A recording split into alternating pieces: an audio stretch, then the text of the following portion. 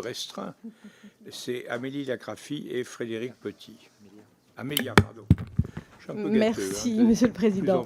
Madame la rapporteure, chers collègues, je vous remercie pour cet éclairage sur notre audiovisuel, sur l'accès à notre audiovisuel extérieur.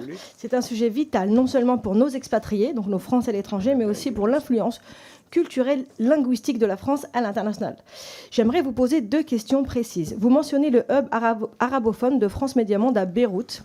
Étant donné son coût, pensez-vous que ce projet soit réaliste et où en est-il actuellement? Et sur TV5 Monde, vous évoquez une possible inclusion de pays africains au conseil d'administration. Dans un contexte où certains États africains se montrent hostiles à nos médias, quel est l'état d'avancement de ce projet et quel pays semble plus enclin à y participer? Et je voulais juste apporter un petit rectificatif à nos collègues, et pas qu'un seul. L'Afrique, c'est pas un seul pays. J'entends l'Afrique est hostile. L'Afrique, non, c'est 54 pays. Donc oui, 5-6 pays peuvent être hostiles à la France. En aucun cas, les 54 Afriques. Ça, je veux vraiment le rappeler.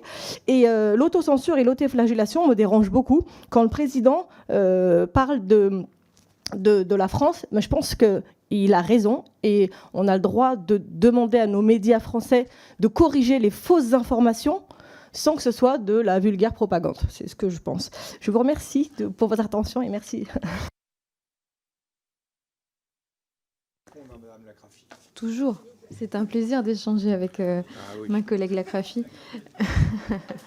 Je vous remercie, chers collègues. Alors, pour la question sur le hub de Beyrouth, il me semble que les réponses que vous attendez à ces questions légitimes trouveront réponse lors du COM.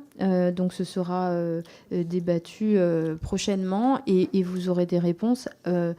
Selon Madame Marie-Christine Saragosse, c'est faisable.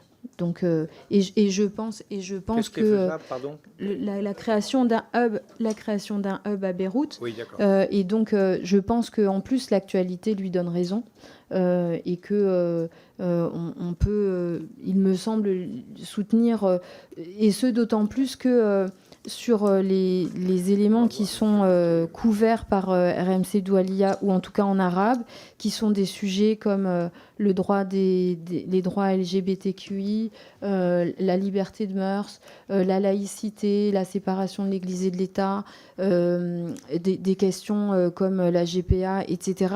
Mais des questions qui sont en fait très polémiques dans la région, et pas que au Moyen-Orient, mais aussi sur le continent africain.